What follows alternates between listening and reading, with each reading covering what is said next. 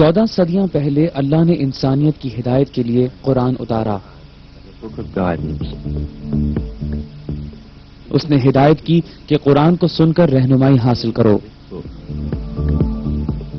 اپنی تنزیل سے روز حشر تک یہ الہامی کتاب انسانوں کی رہنمائی کا واحد ذریعہ رہے گی.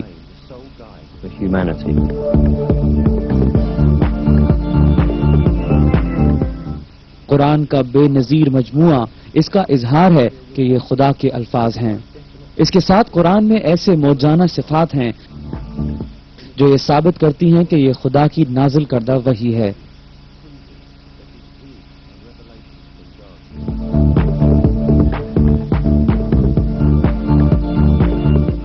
اس میں سے ایک صفت یہ حقیقت ہے کہ وہ سائنسی حقائق جن پر سے ہم 20ویں صدی کی ٹیکنالوجی کی بدولت پردہ اٹھا سکے قرآن میں 1400 سال پہلے بیان کیے گئے.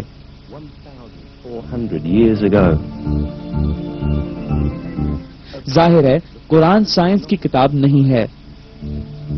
بہرکیف بہت سے سائنسی حقائق جن کی قرآن میں انتہائی گہری وضاحت کی گئی صرف 20ویں صدی کی ٹیکنالوجی کی مدد سے دریافت کیے جا سکے.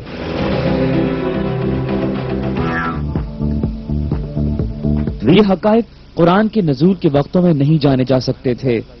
یہ اس کی مزید شہادت ہے کہ قرآن اللہ کا کلام ہے.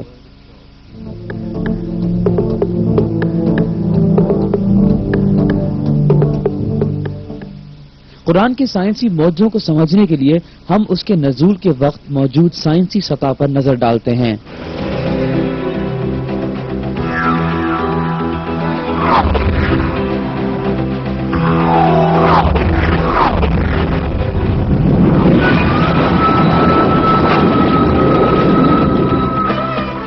ساتویں صدی میں جب قرآن نازل ہوا عرب معاشرہ بہت بے بنیاد عقائد رکھتا تھا. وہ کائنات کی واقفیت سے قاصر تھے.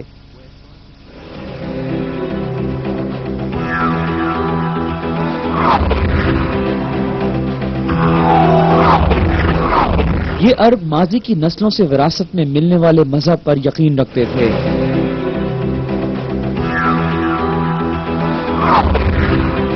مثلا انہوں نے فرض کیا ہوا تھا کہ صرف پہاڑ آسمانوں کو سہارا دیے ہوئے ہے. یہ کہ زمین ہموار ہے اور پہاڑ اس کے کناروں پر موجود ہیں. یہ سمجھا جاتا تھا کہ یہ پہاڑ ستون ہیں جنہوں نے اتنے اونچے آسمان کو اٹھایا ہوا ہے.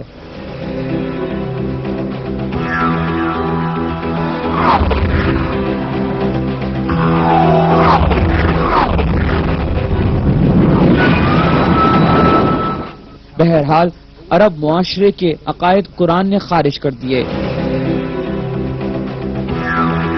مثلا یہ آیت کہ اللہ وہ ہے جس نے آسمانوں کو بغیر کسی سہارے کے بلند کیا. قرآن نے اس کو باطل کر دیا کہ پہاڑ آسمانوں کو سنبھالے ہوئے ہے. اکثر اوقات بہت سے دوسرے موضوعات پر ایسے حقائق بیان کیے جن کا اس وقت کسی کو علم نہیں تھا.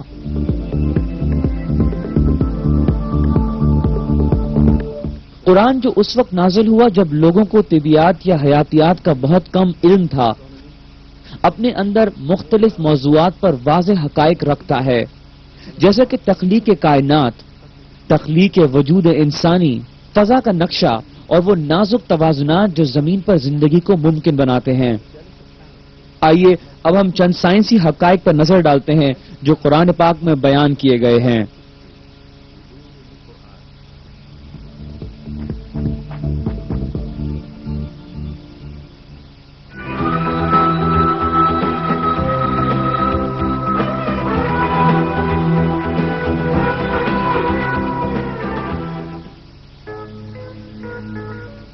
آغاز کائنات کو قرآن میں ان آیات میں بیان کیا گیا ہے.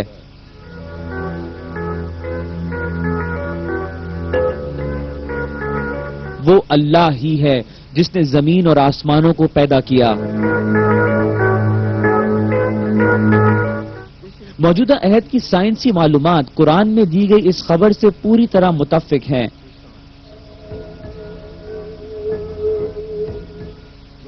آج کی فلکی طبیعت جس نتیجے پر پہنچی ہے وہ یہ ہے کہ مادے اور وقت کے طول و عرض اچانک ایک بڑے دھماکے کے نتیجے میں کائنات وجود میں آئی۔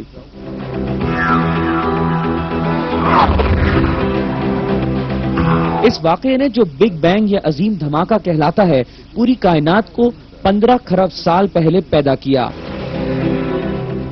اور ایک واحد نقطے کے دھماکے سے عدم سے وجود میں لایا۔ جدید سائنسی حلقے اس پر متفق ہیں کہ عظیم دھماکہ کائنات کی ابتدا کا واحد تشریح ہے، اور یہ کہ کائنات کس طرح وجود میں آئی۔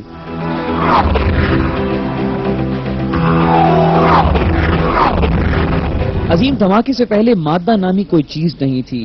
اس حالت عدم میں نہ تو مادہ تھا، نہ طاقت، اور نہ ہی وقت موجود تھا۔ مابعد الطبیعیات کی روح سے مادہ، طاقت اور وقت سب تخلیق کیے گئے۔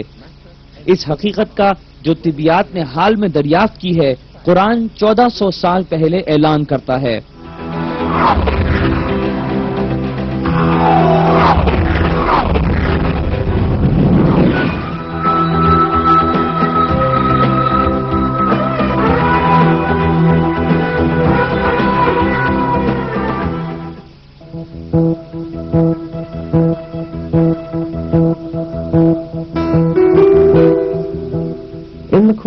قرآن میں جو 14 صدیوں پہلے نازل ہوا، جب فلکیات کے خیالات قدیمی تھے، کائنات کا پھیلاؤ اس طرح بیان کیا گیا۔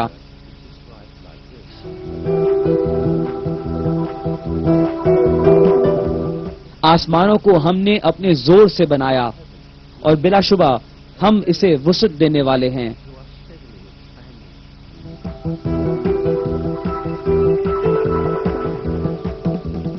آسمانوں کا لفظ جیسا کہ اس آیت میں بیان کیا گیا ہے، قرآن میں بے شمار جگہ خلا اور کائنات کے معنوں میں استعمال ہوا ہے۔ یہاں پر بھی یہ لفظ انہی معنوں میں استعمال ہوا ہے۔ دوسرے الفاظ میں قرآن میں یہ خبر دی گئی ہے کہ کائنات پھیلتی ہے،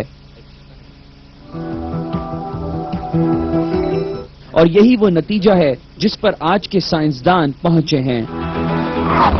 20ویں صدی کے طلوع تک سائنسی دنیا میں یہ نظریہ رائج تھا کہ کائنات کا مزاج ٹھہرا ہوا ہے، اور یہ بے پایاں وقت سے موجود ہے۔ بہرکیف جدید ٹیکنالوجی کی مدد سے ہونے والی تحقیقات، مشاہدات اور حساب نے انکشاف کیا ہے کہ حقیقت میں کائنات کی ابتدا ہوئی ہے۔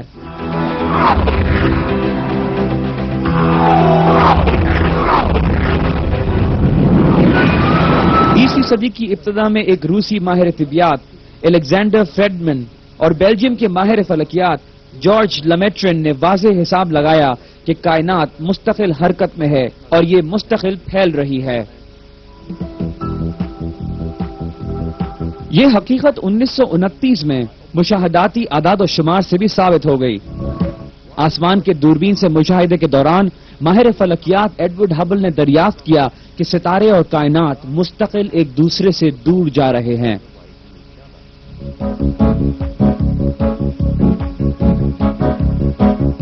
وہ کائنات جہاں ہر چیز ایک دوسرے سے دور جا رہی ہو، کائنات کے پھیلاؤ پر دلالت کرتی ہے۔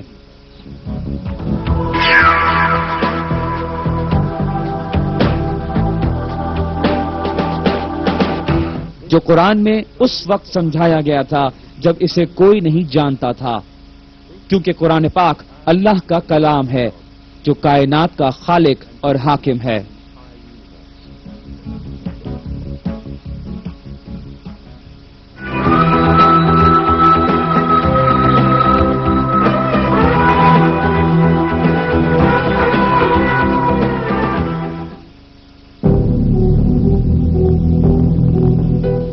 قرآن میں چاند اور سورج کا حوالہ دیتے ہوئے اس بات پر زور دیا گیا ہے کہ ان میں سے ہر ایک مخصوص دائرے میں حرکت کر رہا ہے۔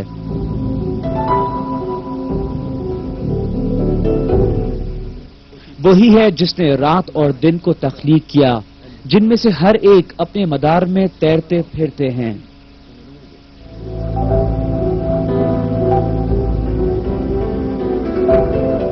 ایک دوسری آیت میں یہ بھی بتایا گیا ہے کہ سورج ساکت نہیں ہے بلکہ ایک ترتیب سے حرکت کر رہا ہے۔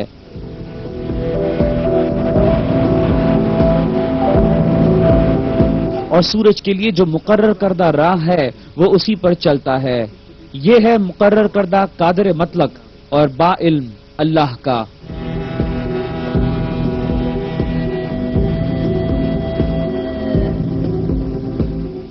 یہ حقائق جن سے قرآن نے آگاہ کیا ہمارے دور کے فلکی مشاہدات سے دریافت ہوئے۔ فلکیات پر ماہرین کے حسابات کے مطابق سورج ایک مخصوص رفتار سے روشن ترین سیارے سٹار ویگا کی طرف سفر کر رہا ہے۔ سورج کے ساتھ اس کی کشش شمسی کے زیر اثر تمام سیارے اور سیارچے بھی یہی فاصلہ طے کرتے ہیں۔ اس کے ساتھ ساتھ کائنات میں موجود تمام سیارے ایسی ہی منظم حرکت میں ہیں۔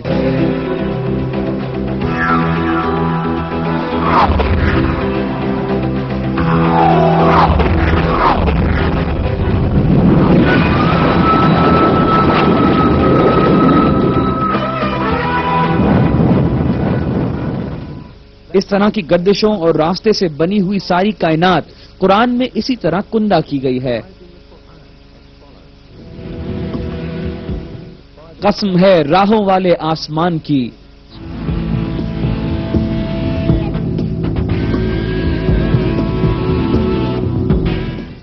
مجموعی طور پر کائنات میں 200 کھرب کہکشائیں ہیں اور ہر ایک میں 200 کھرب ستارے ہیں۔ زیادہ تر ستارے سیارے رکھتے ہیں، بہت سے سیاروں میں سیارچے ہیں۔ یہ تمام آسمانی اجسام شمار شدہ مدار میں حرکت کرتے ہیں۔ لاکھوں سال سے ان میں سے ہر ایک اپنے دائرے میں مکمل ہم آہنگی سے تیر رہا ہے اور دوسروں سے مربوط ہے۔ علاوہ ازیں کئی دمدار ستارے بھی اپنے مقرر کردہ مداروں میں گھوم رہے ہیں۔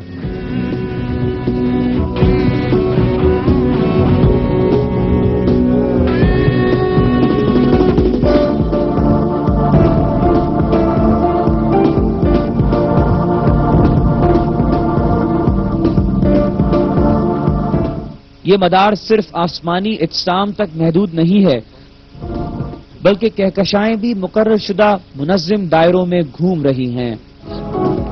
اس حرکت کے دوران کوئی فلکی جسم نہ تو ایک دوسرے کے مدار سے گزرتا ہے اور نہ ہی ٹکراتا ہے۔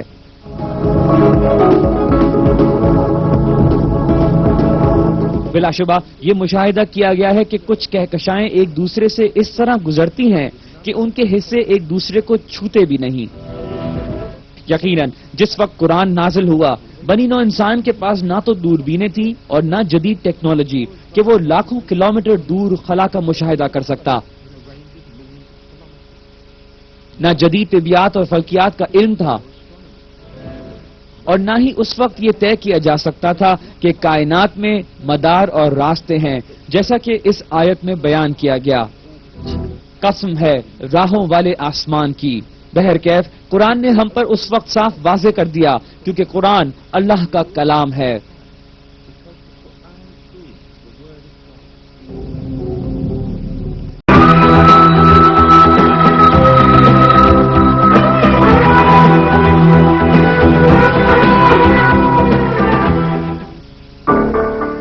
قرآن پاک میں اللہ ہماری توجہ آسمان کی دلچسپ صفات کی طرف متوجہ کرتا ہے۔ آسمان کو محفوظ چھت بھی ہم ہی نے بنایا ہے، لیکن لوگ اس کی نشانیوں سے منہ پھیرتے ہیں۔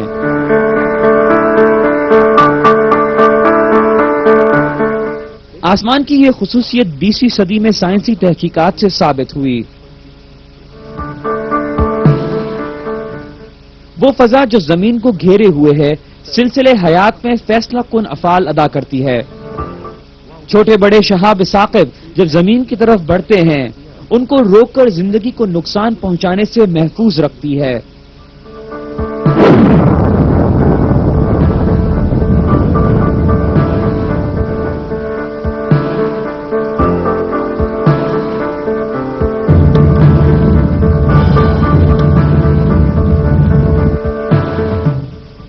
اس کے ساتھ ساتھ کرہ باد روشنی کی ان شعاؤں کو بھی صاف کرتی ہے جو جانداروں کے لیے نقصان دہ ہیں۔ دلچسپ بات یہ ہے کہ فضا صرف بے ضرر اور کارآمد شعاؤں کو یعنی بصری شعائیں، غیر بنفشی شعاؤں، ذیلی سرخ شعاؤں اور ریڈیو شعاؤں کو گزرنے دیتی ہے۔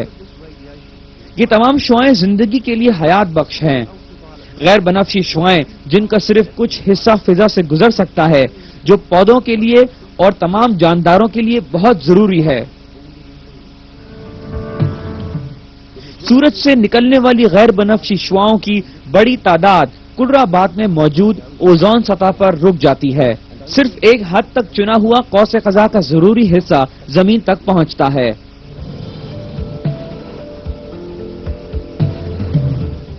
کلرآباد کا حفاظتی عمل یہاں ختم نہیں ہوتا. فضا زمین کو خلا کے جمنے والی سردی سے بھی محفوظ رکھتی ہے، جو کہ تقریباً -270 ڈگری سینٹی گریڈ ہے.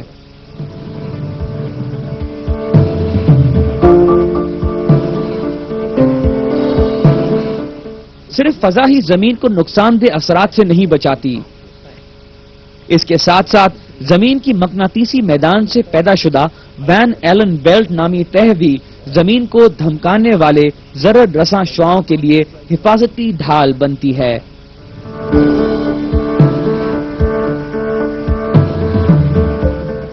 یہ شعاعیں جو سورج اور دوسرے ستاروں سے مستقل منعکس ہوتی ہیں، جانداروں کے لیے مہلک ہیں. اگر وین ایلن بیلٹ موجود نہ ہوتی تو شمسی طور پر پیدا ہونے والی گراں بار طوفان زمین پر موجود ساری حیات کو تباہ کر دیتے.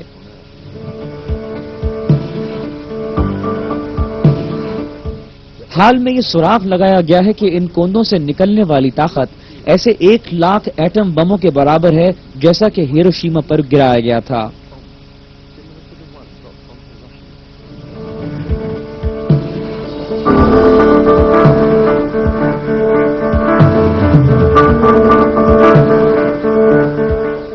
ایک کوندے کے لپکنے کے 48 گھنٹوں کے بعد یہ مشاہدہ کیا گیا کہ قطب نما کی مقناطیسی فیلڈ غیر معمولی حرکات کر رہی ہیں اور زمین کے اطراف میں 700 کلومیٹر تک درجہ حرارت 2500 ڈگری سینٹی گریڈ بڑھ گیا.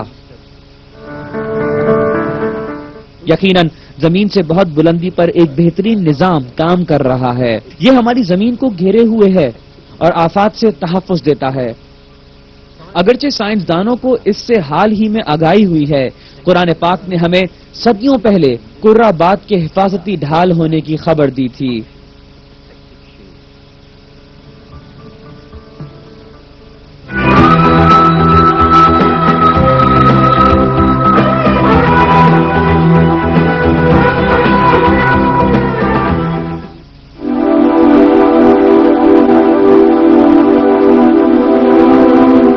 سورہ طارق کی 11ویں آیت میں ہمیں آسمان کے پلٹنے کی خبر دی گئی ہے.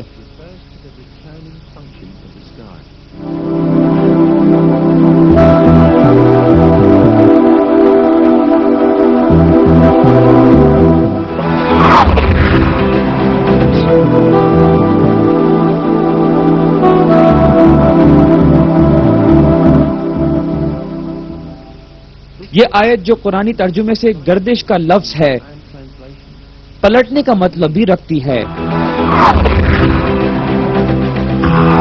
جیسا کہ علم ہے، زمین کو گھیرنے والا کلرآباد کئی تہوں پر مشتمل ہے. ہر تہ زندگی کے لیے اہم سبب رکھتی ہے. تحقیقات نے یہ منکشف کیا ہے کہ یہ تہیں ان تمام مادوں کو جن سے ان کا سامنا ہوتا ہے یا تو خلا میں واپس کر دیتی ہیں یا زمین پر پہنچاتی ہیں. آئیے اب کچھ مثالوں کی مدد سے زمین کے گرد موجود تہوں کے پلٹنے کے عمل کا جائزہ لیتے ہیں. زمین سے 14-15 کلومیٹر تک موجود آبی بخارات کو ٹھنڈا کر کے زمین پر واپس لوٹا دیتا ہے.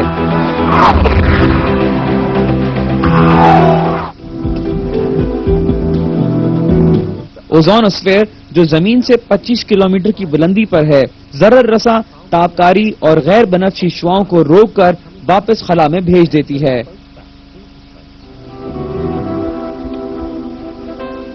آئنوسفیئر زمین سے نشر ہونے والی ریڈیائی لہروں کو کسی خبر رساں سیارے کی مانند زمین کے مختلف حصوں تک پہنچاتی ہے اور اسی وجہ سے ریڈیو اور ٹیلی ویژن کی نشریات طویل فاصلوں تک پہنچتی ہے. آسمان کی اس خصوصیت کا جسے صرف حالیہ سائنس سے معلوم کیا گیا ہے، قرآن پاک میں صدیوں پہلے خبر دینا اس کا واضح ثبوت ہے کہ قرآن اللہ کا کلام ہے۔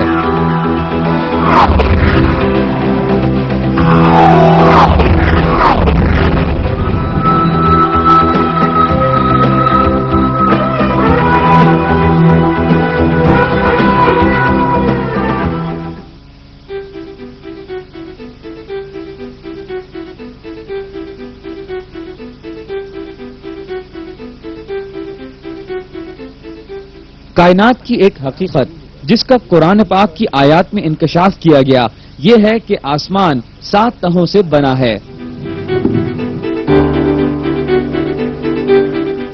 وہ اللہ ہے جس نے تمہارے لیے چیزوں کو پیدا کیا، پھر آسمان کی طرف قصد کیا اور ان کو ٹھیک ٹھاک 7 آسمان بنایا، اور وہ ہر چیز کو جانتا ہے۔ آسمان کا لفظ جو قرآن میں کئی جگہ استعمال ہوا، زمین، آسمان اور تمام کائنات کا حوالہ رکھتا ہے۔ اس آیت کا مطلب ہے کہ آسمان یا کرہ 7 تہوں پر مشتمل ہے۔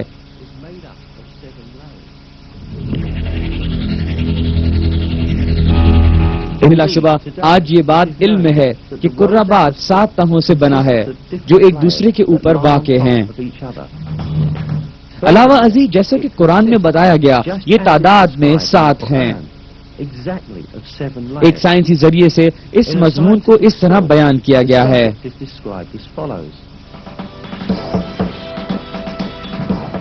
سائنسدانوں نے کھوج لگایا ہے کہ کرہ کئی تہوں پر مشتمل ہے۔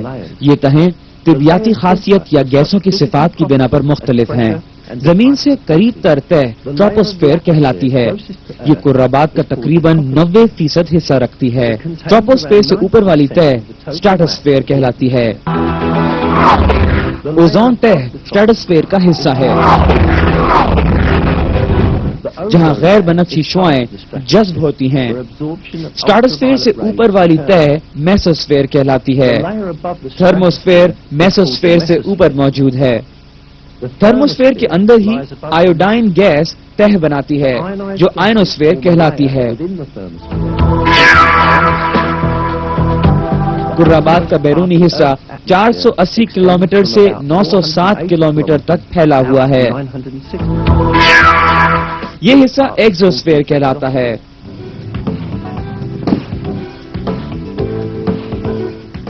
اگر ہم اس طریقے سے حساب لگائیں تو دیکھیں گے کہ کرہ 7 تہوں سے بنا ہے جیسا کہ آیت میں بیان کیا گیا۔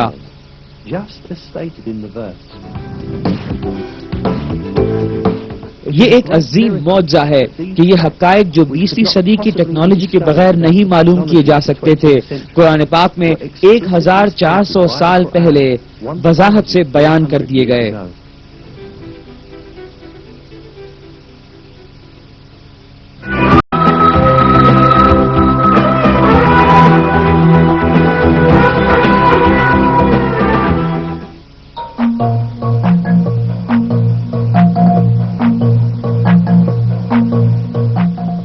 قرآن پاک ہماری توجہ پہاڑوں کے ایک اہم جغرافیائی عمل کی طرف کرتا ہے، اور ہم نے زمین میں پہاڑ بنائے تاکہ وہ مخلوق کو لے کر ہل نہ سکے۔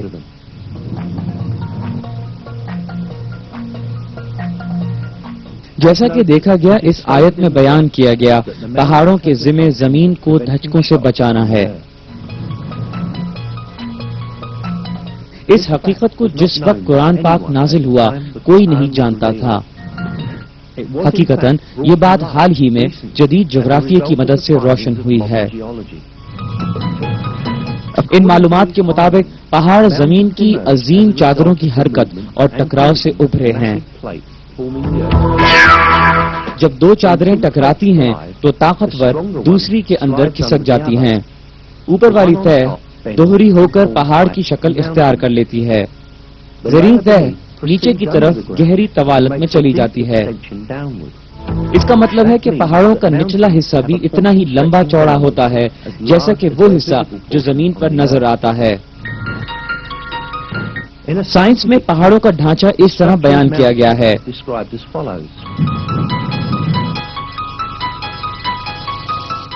جہاں براعظم زیادہ گنجان ہو، جیسا کہ پہاڑی سلسلوں میں، زمین کا خول گہرا ہو جاتا ہے۔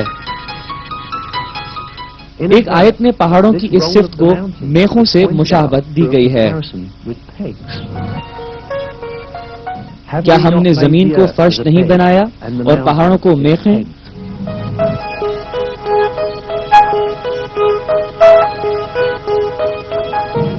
پہاڑ دوسرے الفاظ میں زمین کی سطح کے بالائی اور زیریں حصوں میں پھیل کر زمین کی چادروں کو کڑکڑا کر ملا دیتے ہیں۔ اس طرح زمین کے خول کو محفوظ کر بہنے سے بچاتے ہیں۔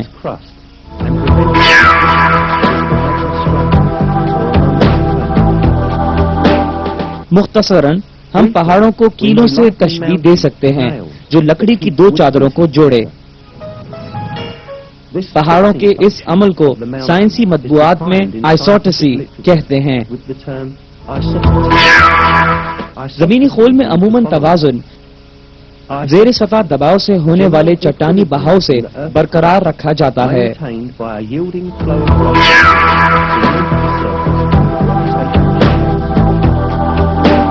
پہاڑوں کا یہ اہم کردار جو جدید جغرافیے کی تحقیقات سے دریافت کیا گیا، قرآن پاک میں صدیوں پہلے منکشف کیا گیا، اور ہم نے زمین میں مضبوطی سے پہاڑ بنائے تاکہ وہ اس کو لے کر ہل نہ سکے۔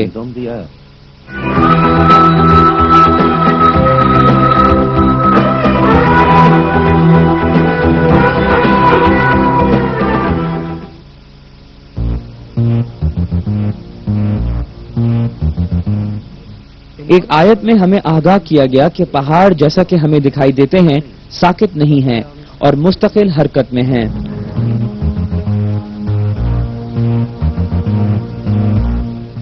اور آپ پہاڑوں کو دیکھ کر اپنی جگہ جمے ہوئے خیال کرتے ہیں، لیکن وہ بھی بادل کی طرح اڑتے پھریں گے۔ یہ ہے صفت اللہ کی جس نے ہر چیز کو مضبوط بنایا، اور جو کچھ تم کرتے ہو وہ اس سے باخبر ہے۔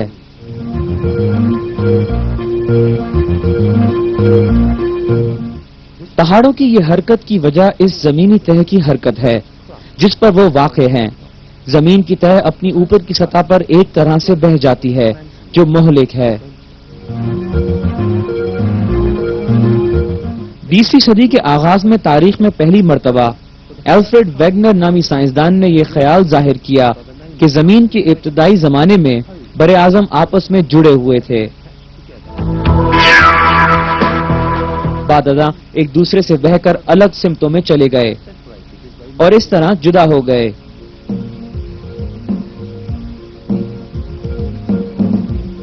سائنسدان ویگنر کی موت کے 50 سال کے بعد یہ سمجھ پائے کہ ویگنر درست تھا۔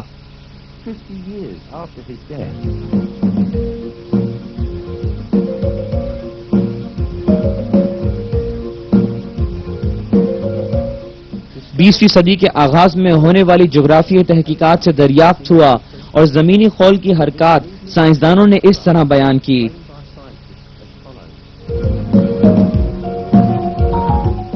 زمینی خول کے لبادے کا بالائی حصہ جس کی چوڑائی تقریباً 100 کلومیٹر ہے ایسے ٹکڑوں میں منقسم ہے جو چادر کہلاتی ہے۔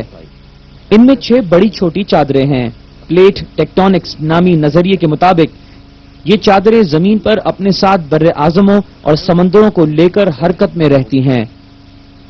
بر اعظموں کی حرکت 1 سے 5 سینٹی میٹر سالانہ ناپی گئی ہے۔ جیسے جیسے چادریں آگے بڑھیں گی یہ زمین کی جغرافیائی حالت میں آہستہ تبدیلی لائیں گی۔ مثال کے طور پر بحر اوقیانوس ہر سال کچھ چوڑا ہو جائے گا۔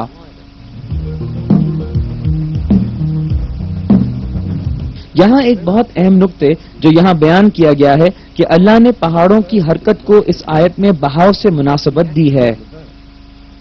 آج جدید سائنس بھی اس حرکت کے لیے بر اعظمی بہاؤ کی ترکیب استعمال کرتی ہے۔ بلا شبہ یہ قرآن کا معجزہ ہے کہ وہ سائنسی حقیقت جو حال ہی میں دریافت ہوئی قرآن پاک میں اعلانیہ کہی جا چکی ہے۔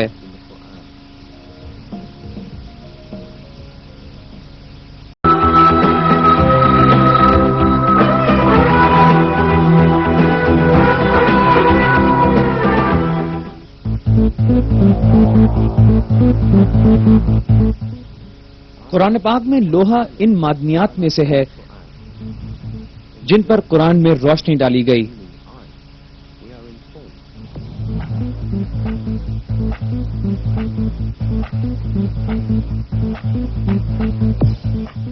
اور ہم نے لوہے کو اتارا جس میں سخت قوت ہے اور لوگوں کے لیے بہت سے فائدے ہیں.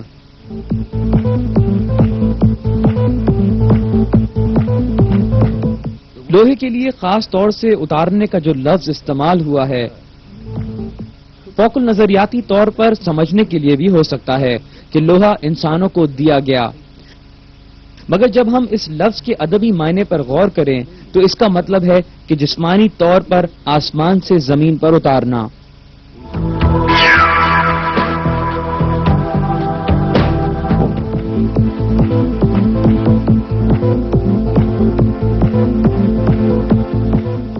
ہمیں اندازہ ہوگا کہ یہ لفظ ایک بہت اہم سائنسی معجزے کی طرف اشارہ ہے.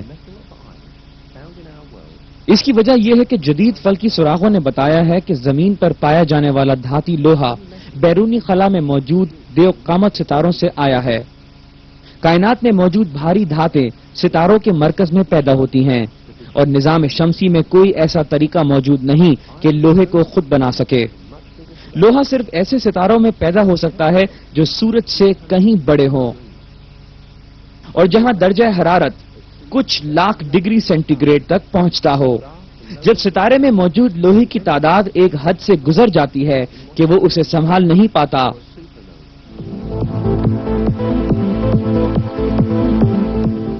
اس دھماکے کے نتیجے میں ایک لوہا رکھنے والا شہاب ثاقب کائنات میں بکھر جاتے ہیں اور اس وقت تک حرکت کرتے ہیں جب تک کہ کسی آسمانی جسم کی کشش انہیں نہ کھینچ لیں.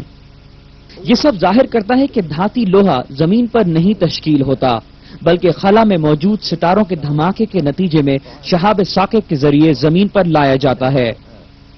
بالکل اسی طرح جیسے کہ آیت میں بیان کیا گیا. یہ واضح ہے کہ یہ حقیقت 7ویں صدی میں سائنسی طور سے نہیں جانی جا سکی تھی جب قرآن نازل ہوا. اور ہم نے لوہے کو اتارا جس میں بے پناہ طاقت ہے اور لوگوں کے لیے بہت سے فائدے ہیں. علاوہ ازیں سورہ حدید کی 25ویں آیت جس میں لوہے کا حوالہ دیا گیا 2 دلچسپ خفیہ حساب رکھتی ہے.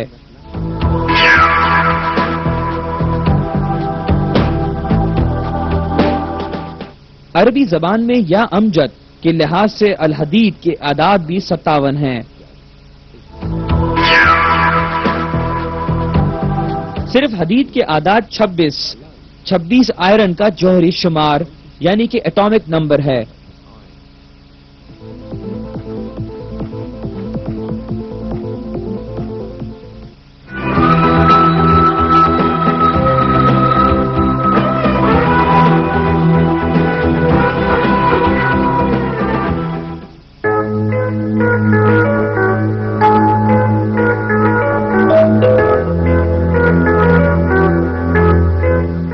قرآن پاک کی آیات میں ہواؤں کو خوبصورت طریقے سے بیان کیا گیا اور اس کے نتیجے میں ہونے والی بارش کا ذکر اس طرح کیا گیا. اور ہم بھیجتے ہیں بوجھل ہوائیں پھر آسمان سے پانی برسا کر وہ تمہیں پلاتے ہیں اور تم اس کا ذخیرہ کرنے والے نہیں ہو.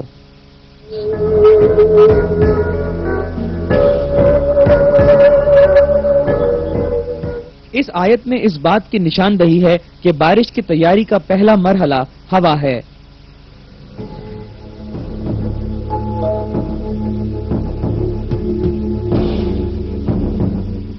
بیسویں صدی کی ابتدا تک بارش اور ہوا کا واحد معلوم رشتہ یہ تھا کہ ہوا بادلوں کو اڑاتی ہے، جبکہ جدید موسمیاتی تحقیقات سے بارش کی ساخت میں ہواؤں کے زرخیز عمل کو ظاہر کیا ہے. ہوا کا یہ زرخیز عمل اس طرح عمل پذیر ہوتا ہے. سمندروں میں جھاگ بننے کی وجہ سے بے شمار ہوائی بلبلے بنتے ہیں.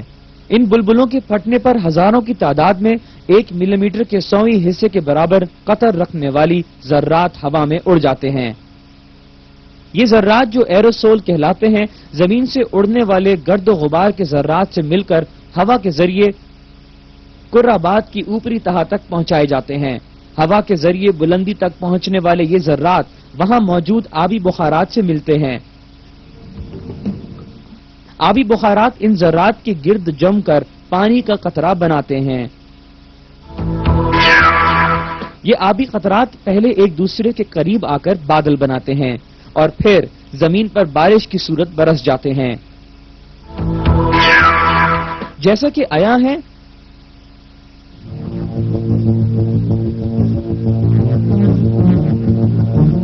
ہوا پانی میں موجود ان آبی بخارات کو زرخیز کرتی ہے جو سمندر سے اٹھاتی ہے اور بالآخر بارانی بادلوں میں تبدیل کر دیتی ہے۔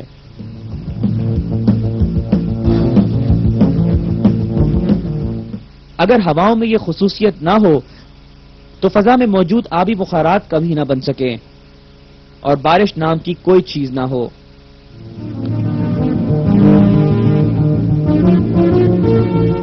یہاں سب سے اہم نقطہ یہ ہے کہ بارش کی تیاری میں ہواؤں کا ناگزیر کردار صدیوں پہلے قرآن پاک کی آیت میں اس وقت بتایا جب لوگ مظاہر قدرت کے بارے میں بہت کم جانتے تھے۔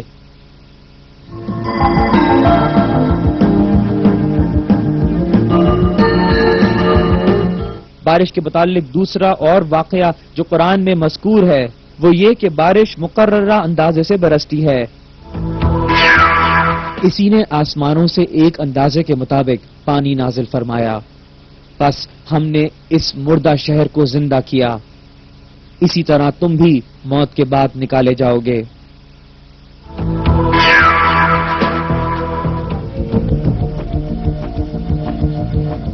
بارش کا یہ اندازہ بھی جدید تحقیقات سے دریافت ہوا۔ اندازہ لگایا گیا ہے کہ ایک لمحے میں تقریباً 6 لاکھ ٹن بخارات زمین سے ہوا میں اڑتے ہیں۔ یہ شمار ایک سال میں سالانہ 513 کھرب ٹن پانی کے برابر ہیں۔ یہ تعداد سال بھر میں ہونے والی بارش کی مقدار کے برابر ہیں۔ اس کا مطلب یہ ہے کہ پانی ایک مقررہ اندازے کے مطابق جھپٹتی گردش میں رہتا ہے۔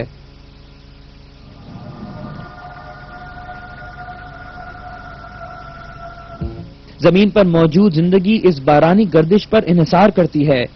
لوگ خواہ کتنی ہی ٹیکنالوجی استعمال کر لیں، اس گردش کو مصنوعی طور سے تخلیق نہیں کر سکتے۔ اس تعداد سے معمولی تبدیلی بھی ایک زبردست ماحولیاتی توازن کا بحران پیدا کر دے گا، جس کا نتیجہ زمین پر حیات کا خاتمہ ہوگا۔ پھر بھی یہ کبھی نہیں ہوتا اور ہر سال بارش مقررہ اندازے سے برستی ہے، جیسا کہ قرآن پاک میں منکشف ہے۔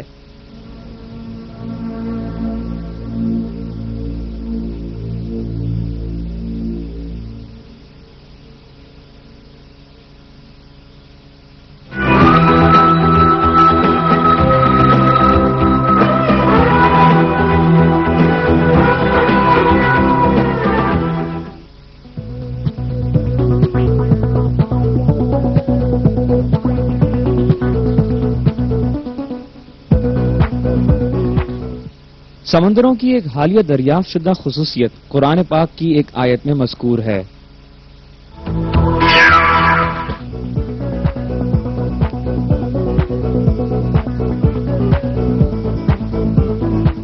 اس نے 2 سمندر جاری کر دیے جو ایک دوسرے سے مل جاتے ہیں۔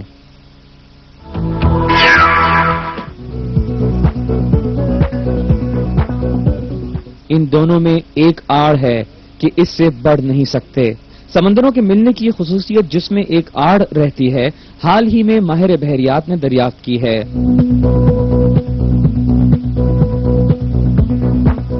ایک طبعی طاقت کی بنا پر جو سطحی تناؤ کہلاتی ہے، پڑوسی سمندروں کا پانی یکجا نہیں ہوتا۔ سمندروں کی مختلف کثافت کی وجہ سے سطحی تناؤ انہیں آپس میں ملنے نہیں دیتا اور درمیان میں دیوار کی مانند ہو جاتا ہے۔ اس کا دلچسپ رخ یہ ہے کہ اس دور میں جب لوگوں کو طبیعیات اور سطحی تناؤ کا کوئی علم نہیں تھا، اس وقت قرآن نے انکشاف کیا۔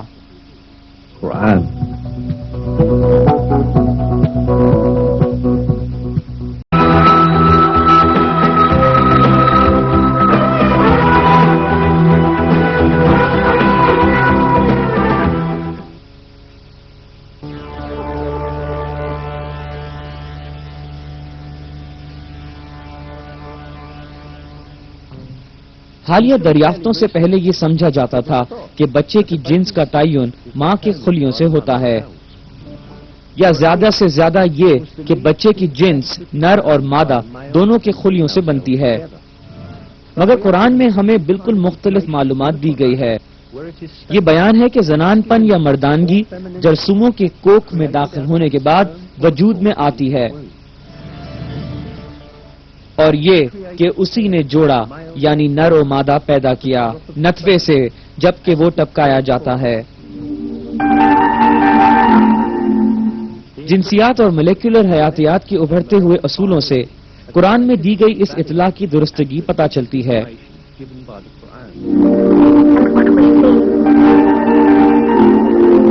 اب یہ طے شدہ ہے کہ جنس کا تعین نر سے آنے والے جرثومے کرتے ہیں، اور یہ کہ مادہ کا اس عمل میں کوئی کردار نہیں ہوتا ہے۔ جنس کے تعین میں کروموسومز بنیادی عنصر ہیں۔ انسانوں میں پائے جانے والے 46 میں سے 2 کروموسومز جنسی کروموسومز کے طور پر پہچانے گئے ہیں۔ یہ 2 کروموسومز نر میں XY اور مادہ میں XX کہلاتے ہیں، کیونکہ ان کی شکل ان حروف سے ملتی ہے۔ Y کروموسومز میں وہ زنجیر ہوتی ہے جس میں مردانگی کا خفیہ شمار ہوتا ہے، جبکہ X کروموسومز زنانہ خفیہ شمار رکھتی ہیں۔ ایک نئے انسان کی تخلیق کا عمل ان دونوں کروموسومز کی یکجائی سے شروع ہو جاتا ہے، جو نر و مادہ میں جوڑے کی شکل میں پائے جاتے ہیں، جو مادہ میں تولیدی کے دوران علیحدہ ہوتے ہیں۔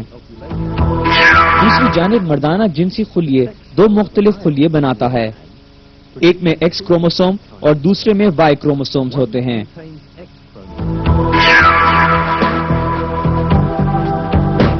اگر زنانہ X کروموسوم والے خلیے سے مل جائے تو بچہ مادہ ہوگی،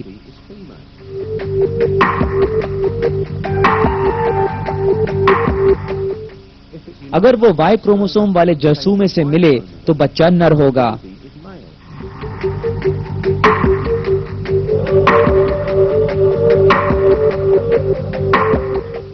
دوسرے الفاظ میں بچے کی جنس اس پر منحصر ہے کہ کون سا نر جرثومہ مادہ X کروموسوم سے یکجا ہوتا ہے۔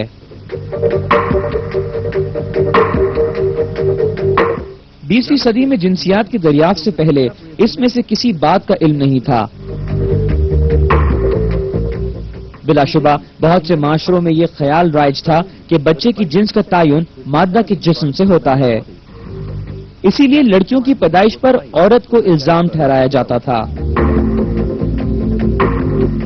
بہرکیف انسانی جنس کی دریافت سے 13 صدیاں پہلے قرآن یہ انکشاف کر کے کہ بچے کی جنس کا تعین مادہ سے نہیں بلکہ ان جرثوموں سے ہوتا ہے جو نطفے سے نکلتے ہیں، اس توہم کو توڑا۔ اگر ہم لوگوں کی بناوٹ سے متعلق قرآنی حقائق کا تجزیہ کریں تو ہمارا سامنا اہم سائنسی معجزوں سے ہوگا۔ جب نر کا جرثومہ مادہ کے انڈے سے ملتا ہے، پیدا ہونے والے بچے کا سد بن جاتا ہے۔ یہ واحد خلیہ جو حیاتیات میں زائگوٹ کہلاتا ہے فوراً تقسیم ہو کر بڑھنا شروع کر دیتا ہے اور بالآخر لوتھڑے کی شکل اختیار کر لیتا ہے۔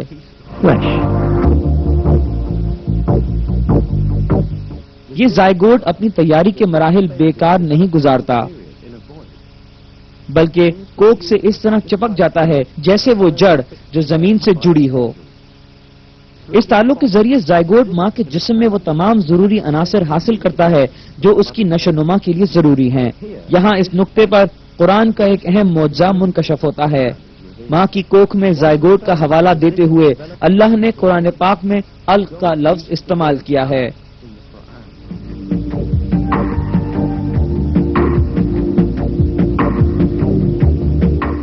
پڑھ اپنے رب کے نام سے جس نے پیدا کیا، جس نے انسان کو خون کے لوتھڑے سے پیدا کیا۔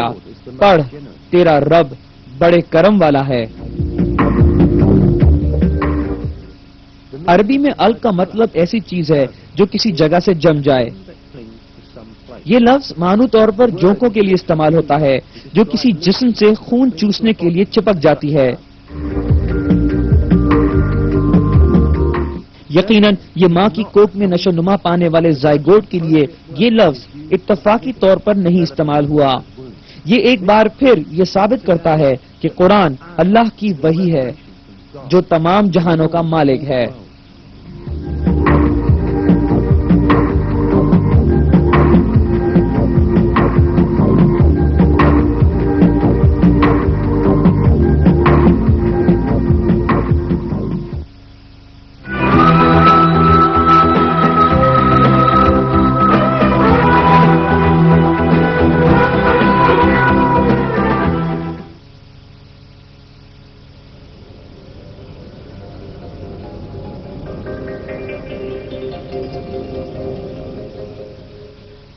قرآن میں اس آگہی کے دوران کہ اللہ کے لیے موت کے بعد زندہ کرنا آسان ہے، آدمی کی انگلیوں کے نشانات پر خاص طور پر زور دیا گیا ہے۔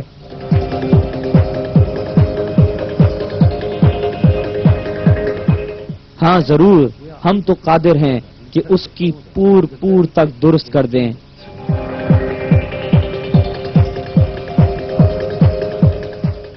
انگلیوں کے نشانات پر زور دینا بہت اہم معنی رکھتا ہے کیونکہ ہر ایک کی انگلیوں کے نشانات یکتا ہیں۔ ہر شخص جو زندہ ہے یا کبھی حیات رہ چکا ہے انگلیوں کے یکتا نشانات رکھتا ہے۔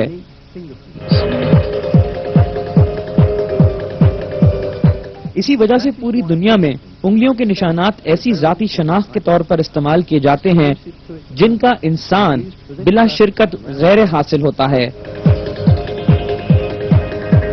مگر اہم بات یہ ہے کہ انگلیوں کے نشانات بطور شناخت 19ویں صدی کے آخر میں دریافت کیے گئے۔ اس سے پہلے لوگ انگلیوں کے نشانات کو عام خیال سمجھتے تھے جن کی کوئی خاص اہمیت یا معنی نہیں تھے۔ بہرحال قرآن میں انگلیوں کے نشانات جنہوں نے اس وقت تک کسی کو متوجہ نہیں کیا تھا کا ذکر کرتے ہوئے ان کی اہمیت کی طرف ہماری توجہ مرکوز کرتا ہے، وہ اہمیت جو ہمارے دور میں دریافت کی گئی۔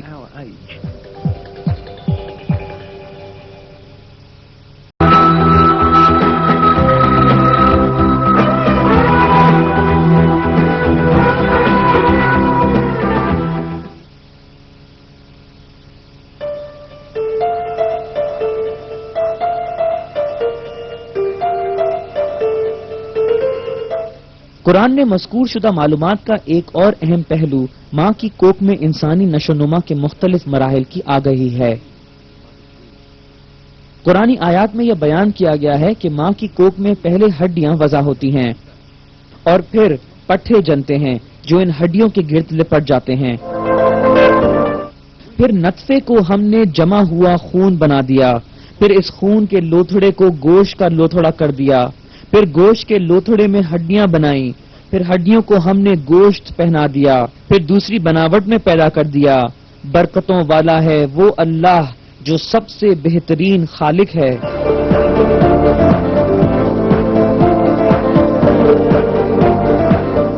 ایمبریولوجی سائنس کی وہ شاخ ہے جو ماں کی کوکھ میں ادھورے بچے کی نشو و نما میں غور و فکر کرتی ہے۔ حال ہی میں ایمبریولوجسٹ نے اندازہ لگایا ہے کہ ایمبریو میں ہڈیاں اور پٹھے ایک ہی وقت میں وضع ہوتے ہیں۔ انہی وجوہات کی بنا پر بہت عرصے تک کچھ لوگ یہ سمجھتے رہے کہ یہ آیت سائنس سے متنازع ہے۔ پھر بھی جدید خوربینی تحقیقات نے جو نئی ٹیکنالوجی کی ترقی کی مدد سے کی گئی ہیں بتایا ہے کہ قرآن کے انکشافات لفظ ب لفظ درست ہیں۔ خوردبینی سطح پر کی گئی ان تجویزوں سے مشاہدہ ہوا ہے کہ ماں کی کوکھ کے اندر تکمیل کے مراحل اسی طرح ہوتے ہیں جیسا کہ آیات میں ہے۔ پہلے ایمبریو کے ٹشو کارٹلیج ہڈی میں تبدیل ہوتے ہیں، پھر ہڈی کے گرد موجود ریشموں سے چنے گئے پٹھوں کے خلیے اکٹھے ہو کر ہڈیوں کو ملفوف کرتے ہیں۔ یہ امر واقع سائنسی مطبوعات میں ان الفاظ میں بیان کیا گیا ہے۔ 7ویں ہفتے کے دوران ڈھانچہ جسم میں پھیلنا شروع کر دیتا ہے اور ہڈیاں مانوس شکل اختیار کرتی ہیں۔ 7ویں ہفتے کے اختتام پر اور 8ویں ہفتے کے دوران پٹھے وضع شدہ ہڈیوں کے گرد اپنی جگہ سنبھال لیتے ہیں۔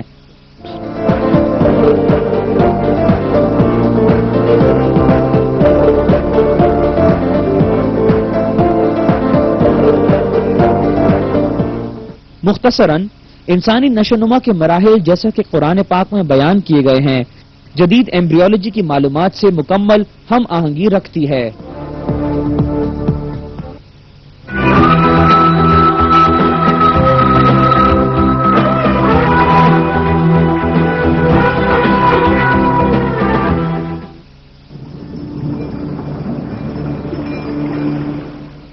قرآن میں یہ بیان کیا گیا ہے کہ ماں کی کوکھ میں انسانی نشوونما 3 مراحل میں ہوتی ہے۔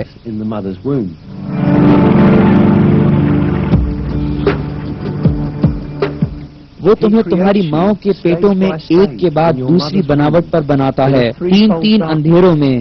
یہی اللہ تعالیٰ تمہارا رب ہے، اسی کے لیے بادشاہی ہے، اس کے سوا کوئی معبود نہیں، پھر تم کہاں بہک رہے ہو؟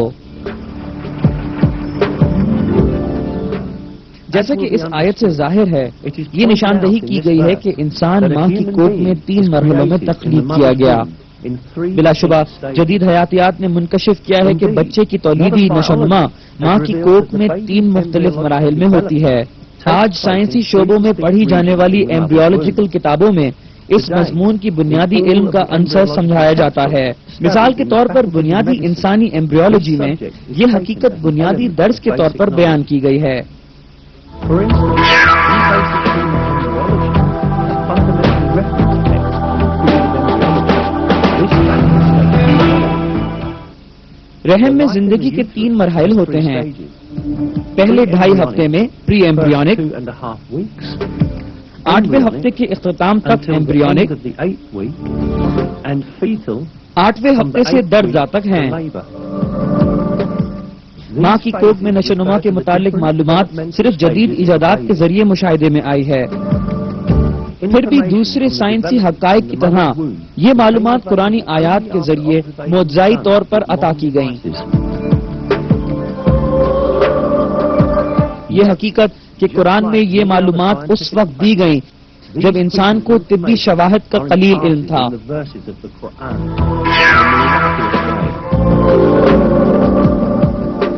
یہ واضح شہادت ہے کہ قرآن انسان کا کلام نہیں ہے بلکہ اللہ کا کلام ہے۔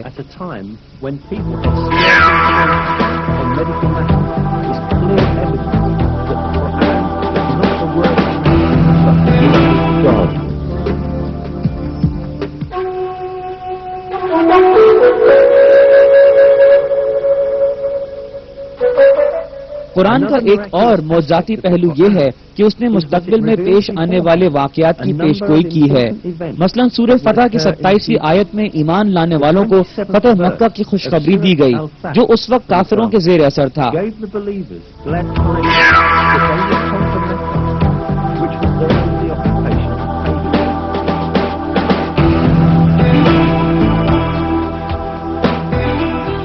یقیناً اللہ نے اپنے رسول کو سچا خواب دکھایا کہ انشاءاللہ تم پورے امن و امان سے مسجد حرام میں داخل ہوگے، سر منڈواتے ہوئے اور سر کے بال کترواتے ہوئے، نڈر ہو کر وہ ان امور کو جانتا ہے جنہیں تم نہیں جانتے، پس اس نے اس میں پہلے ایک نزدیک کی فتح تمہیں میسر ہے۔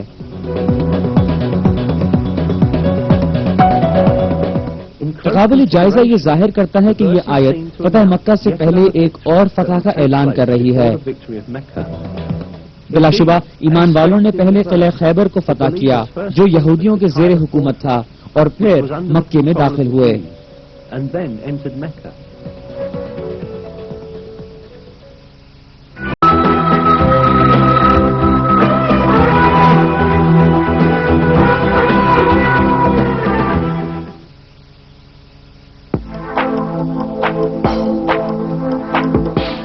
سورۃ الروم کی پہلی آیات میں مستقبل کے بارے میں دوسری خبر جو قرآن نے دی، اس میں بیان کیا گیا کہ بعض سلطنتیں بڑی شکست سے دوچار ہوں گی اور اس پر جلدی فتح حاصل ہوگی۔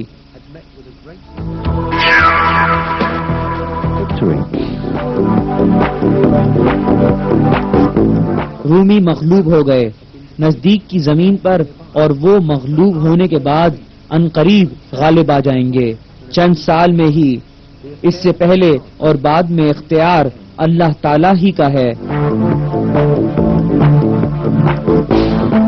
یہ آیات سن 620 کے اطراف میں نازل ہوئیں۔ عیسائی بازنطینیوں کے فارسیوں کے ہاتھوں بدترین شکست کے تقریباً 7 سال بعد بازنطینی ہار گئے۔ اس کے باوجود آیات میں بیان کیا گیا تھا کہ بازنطینی اس کے بعد فتح یاب ہوں گے۔ بازنطینیوں نے اتنا شدید نقصان اٹھایا تھا کہ فتح یاب ہونا تو درکنار، ان کی حکومت کی سلامتی بھی مشکوک تھی۔ نہ صرف فارسی بلکہ دوسرے بھی بازنطینی سلطنت کے لیے سخت خطرہ تھے اور وارث قسطنطنیہ کی کوک تک پہنچ گئے تھے۔ بازنطینی سلطان ہرکلس نے گرجا گھروں میں موجود سونے چاندی کو پگھلا کر پیسہ بنایا تھا کہ فوج کا خرچہ پورا کیا جا سکے۔ بہت سے گورنروں نے ہرکلس کے خلاف بغاوت کر دی اور اس کی سلطنت کو ختم کر دیا۔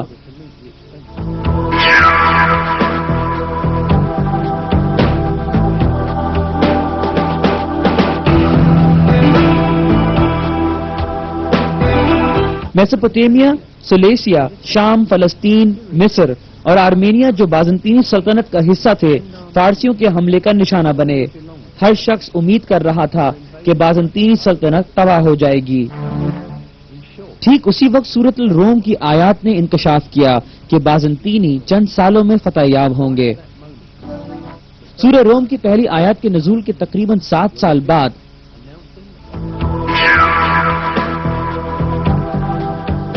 سن 627 میں بازنطینیوں اور اہل فارس کے درمیان فیصلہ کن جنگ ہوئی اور اس بار بازنطینی افواج نے حیرت انگیز طور پر فارسیوں کو شکست دی۔ چند مہینوں کے بعد فارسیوں کو بازنطینیوں سے معاہدہ کرنا پڑا، جس کی رو سے وہ قابض شدہ علاقے واپس کرنے پر مجبور تھے۔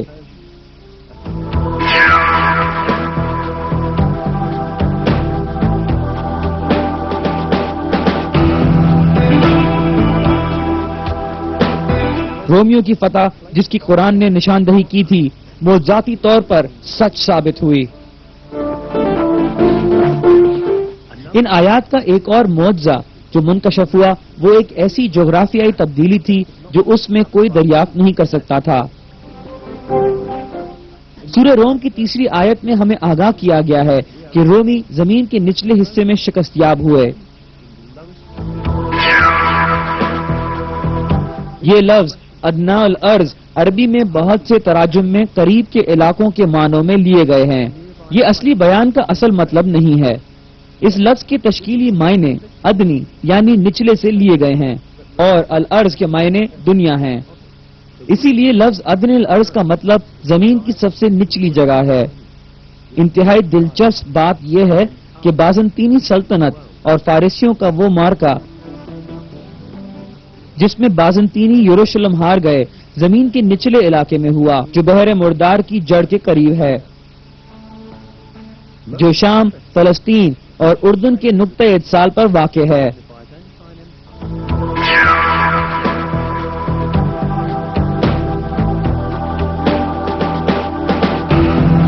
بحر مردار جو منفی 395 میٹر کی ترائی میں ہے، زمین کا نچلا ترین علاقہ ہے۔ اس کا مطلب ہے کہ بازنطینی دنیا کے نچلے ترین علاقے میں اسی طرح شکست یاب ہوئے جیسا کہ آیت میں بتایا گیا تھا۔ سب سے دلچسپ نقطہ یہ ہے کہ بحر مردار کی گہرائی جو منفی 395 میٹر ہے صرف جدید ٹیکنیک سے ناپی جا سکتی ہے۔ کسی کے لیے بھی اس وقت یہ جاننا ناممکن تھا کہ یہ زمین کا نچلا ترین علاقہ ہے، باوجود یہ کہ قرآن میں یہ علاقہ زمین کا نچلا ترین مقام بیان کیا گیا۔ چنانچہ ہمیں ایک اور ثبوت ملتا ہے کہ قرآن الہامی بیان ہے۔